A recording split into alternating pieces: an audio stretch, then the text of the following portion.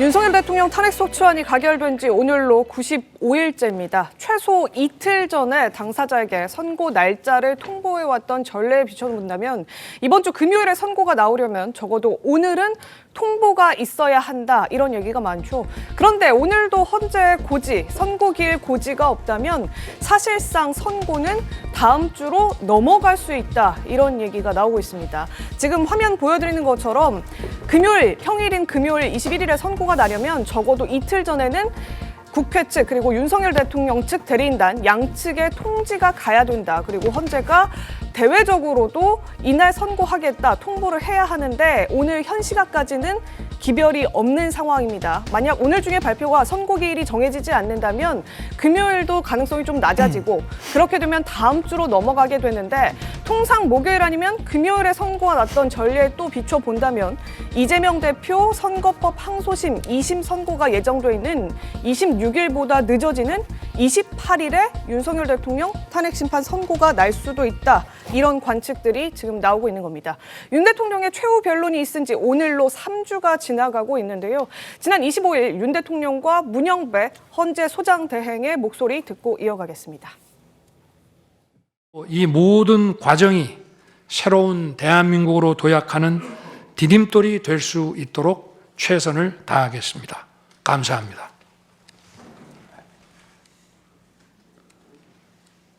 예, 이것으로 변론을 종결하겠습니다. 선고기일은 재판부 평의를 거쳐 추후 고지해 드리겠습니다. 이번 주 목요일 또는 금요일 전망이 있었죠. 그런데 어제 통보가 없었기 때문에 목요일 카드는 사실상 사라졌다라고 볼 수 있습니다. 이번 주 선고를 하려면 가능한 날짜는 이제 금요일 뿐이라는 전망이 지배적입니다. 아직 선고일 통지는 없었고 그렇다 보니까 왜 이렇게 늦어지지? 혹은 헌재 내부에서 문제라도 발생했나? 이러다가 다음 주로 넘어가는 건 아니야? 이런 여러 가지 추측들이 지금 나오고 있습니다. 송영은 변호사님, 어떻습니까? 오늘도 선고일 통지가 쉽진 않겠죠? 어떻게 전망하십니까? 말씀하신 것처럼 오늘도 선고기일 통지가 없다면 이번 주 선고는 사실상 물 건너간다고 봐야 되겠죠. 네. 2017년 박근혜 전 대통령 탄핵 심판 때는 3월 10일 금요일에 선고를 하면서 재판부가 이틀 전인 3월 8일 수요일에 선고기일 고지를 했습니다. 네. 당시에 각 언론사들의 일보는 오후 5시 40분에 나왔죠. 그러니까 오늘까지 일단 선고기일 고지가 있는지 좀 기다려봐야겠습니다만 없으면 다음 주로 넘어갈 가능성이 현실적으로 높고 네. 헌재가 아무래도 이 사안의 중대성과 민감성을 고려했을 때 선고 요일을 금요일로 잡을 거라는 관측이 우세하잖아요. 그러면은 다음 주로 넘어갈 경우에는 28일, 그러니까 이재명 대표의 선거법 2심 사건이 있는 26일을 지나서 그 주 금요일인 28일에 선고할 가능성이 높다. 이렇게 보는 관측들이 현재 많이 있는 실정이고 지금까지 헌재가 돌아가는 상황으로 보면은 그런 가능성을 배제할 수도 없는 상황이다. 이렇게 보여집니다. 알겠습니다. 저희가 몇 가지 주목할 만한 늦어지는 이유들을 좀 정리해봤습니다. 첫 번째 늦어지는 이유는 바로 쟁점이 너무 많다는 겁니다. 지금 현재 쟁점만 10가지, 다퉈봐야 할 사안들이 너무 많아서 시간이 많이 걸린다, 이런 얘기들이 지금 나오고 있는 것인데 이와 관련해서 국내 헌법학자 권위자로 꼽히는 허영 경희대 석좌 교수가 이런 여러 가지 위법 쟁점 10가지를 설명한 적이 있습니다. 답변 기한 보장 없었고, 그리고 대통령 측에 협의 없이 변론 기일도 지정을 했었고, 내란죄 사건 수사 기록을 수용했다. 이게 노무현 전 대통령 때는 검찰의 수사 기록을 증거 조서로 쓰는 게 가능했었습니다만 법이 개정되면서 지금 그게 불가능한 상황이었는데 그걸 하게 됐다. 이것 또한 위법이다라는 주장이고, 소추 사유의 핵심이었던 내란죄를 철회한다. 이걸 수용했냐 안 했냐, 이거 아직 헌재가 밝히지 않았거든요. 이 부분에 대한 논란도 굉장히 크다라는 지적들이 나오고 있습니다. 이 밖에도 거짓 논란 증거 채택, 그리고 마은혁 셀프 임명 속도전, 여러 가지 등등이 일목요연하게 10가지로 정리가 되어 있었었는데요. 자, 임주혜 변호사님 어떻습니까? 저런 부분들이 헌재에서 굉장히 고민들이 좀 많다, 그래서 늦어진다, 이렇게 봐도 괜찮은 거겠죠? 사실 선고기일 지정이 늦어지고 있는 건 복합적인 여러 요소들이 작용하고 있으리라고 봅니다. 물론 무엇보다도 헌법재판소 요즘 굉장히 바쁜 나날을 보낼 수밖에 없었습니다. 네. 업무의 과중 같은 부분도 있을 것이고요. 쟁점이 10가지 이상으로 복잡하다. 그리고 절차적인 문제점에 대해서 헌법학자들도 그렇고 윤석열 대통령 변호인단 측에서 주장하고 있는 점 여러 가지 요소들이 좀 복합적으로 고려가 되어서 선고일 지정이 다소 좀 늦어지고 있는 것으로 보이는데 물론 이 헌법학자들이 이런 의견서를 냈다고 해서 해당 의견서를 쟁점별로 검토하고 있으라고 생각하진 않습니다. 그건 별개의 문제겠지만 윤석열 대통령 변호인단 측에서 주장하고 있는 내용과도 맞닿아 있는 부분들이 많기 때문에 네. 절차적인 흠결 부분은 완벽하게 하고 가겠다 이런 취지로는 충분히 해석할 수 있을 것 같습니다. 알겠습니다. 네, 이 10가지 특히나 이 쟁점들 가운데서도요. 핵심 사안인 내란죄가 빠진 부분, 절차적 치명성으로 보고 있는 시선들이 많습니다. 윤 대통령 측은 이 부분에 대해서 줄곧 지적을 해왔는데 관련해서 정영식 헌법재판관 목소리, 또 장동혁 국민의힘 의원, 전한길 씨 목소리까지 들려드리겠습니다. 내란죄를 소추 사유에서 제외하기 위해서는 국회의 의결이 필요하다는 입장도 밝히셨습니다. 이번 구속 취소에서 수사권 문제를 직접적으로 언급했습니다.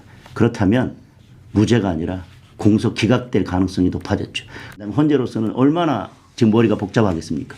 탄핵은 인용됐는데 내란죄 공소기각, 탄핵 사유의 90%가 내란죄였는데 내란죄는 공소기각. 아무리 매칭을 해봐도 탄핵 인용과 내란죄 무죄 또는 공소기각은 매치가 잘 안 되죠. 국회에서 탄핵 소추안이 가결될 때는 탄핵안의 소추안의 내용의 80%가 내란죄라 그랬거든요. 근본적인 그럼 다 빼고 나면 도려내고 나면 20%만 남잖아요. 짜장면 지금 짜장면이 안 나오고 단무지만 나왔어요. 네. 그러면은 가져가라. 네. 아니면 아직 주문도 안 했잖아요. 안 나왔으니까. 그렇죠. 얘는 주석서에 뭐 나와 있냐면 예. 이렇게 돼 있어요. 우리 그 어떤 사건에 예. 본질적인 것이 빠지면은 이거는 각하다 이렇게. 이번 사건에서 가장 본질적인 부분이 빠졌다. 그래서 이건 공소 기각 가능성이 있다. 초대 헌법재판연구원장인 허영 교수도 이 부분을 좀 강하게 지적하지 않았습니까? 네, 맞습니다. 이 내란죄가 가장 큰 탄핵 소추의 혐의였는데 이걸 빼는 건 사기 탄핵이다 이런 주장을 했었습니다. 화면 보여드리겠습니다. 허영 교수, 국회 측의 내란죄 철회를 헌재가 수용해서 사기 탄핵을 용인한 셈이다. 소추의 동일성이 상실됐고 국회 의결도 없었기 때문에 부적법하다 이런 주장을 냈습니다. 그러니까 헌재 소추 심판 가운데 내란죄라는 주요 탄핵 사유에 대해서 철회를 하게 된다면 이 부분에 대해서 국회에서 탄핵 사유 다시 올려서 재의결을 좀 받아오는 게 필요하지 않느냐. 그렇기 때문에 지금 절차대로 하고 있는 이 탄핵 심판은 소위 사기 탄핵이다 이런 주장을 허영 교수가 지금 내놓고 있는 상황입니다.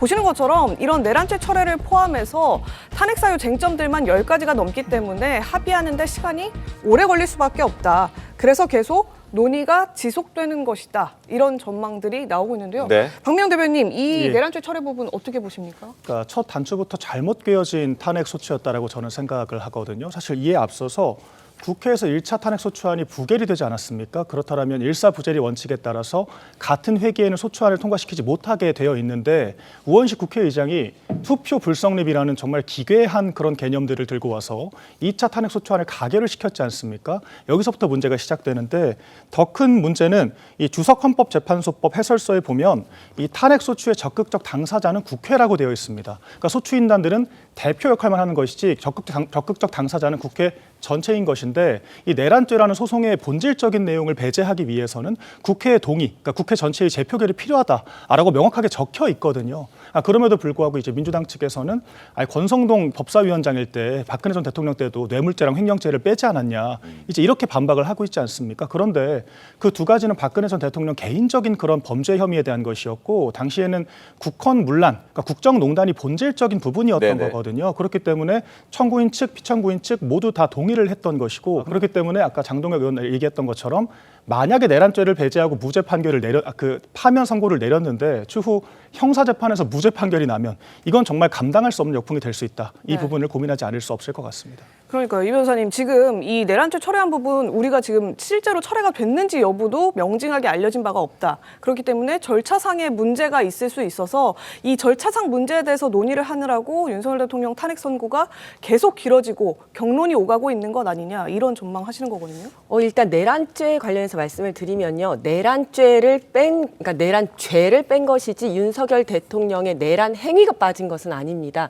밥상위에 밥과 국과 반찬이 있는데 이거를 밥국 반찬으로 나눌 것이냐, 단백질, 탄수화물, 비타민, 무기질로 나눌 것이냐. 네. 결국 밥상위에 올라가 있는 음식물은 똑같은 거거든요. 어떻게 구성하느냐의 문제인 거고, 정영식 주심도 이야기를 했다시피 형사재판과 헌법재판은 다릅니다. 그렇기 때문에 내용을 다르게 구성한 것이지 실질적으로 내란 그 행위가 빠진 건 아니다, 이렇게 말씀을 드리고 싶고요. 이게 왜 길어지는가? 이 심리가 길어지는 거는 저도 이렇게 생각합니다.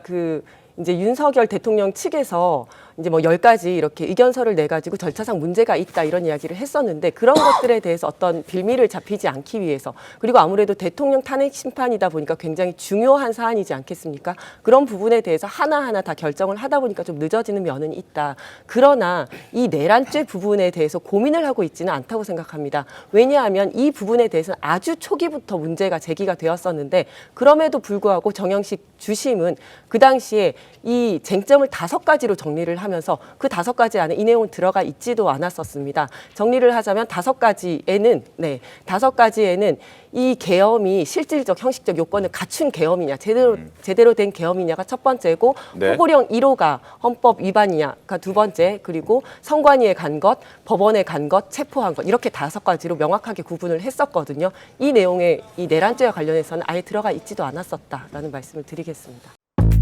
Thank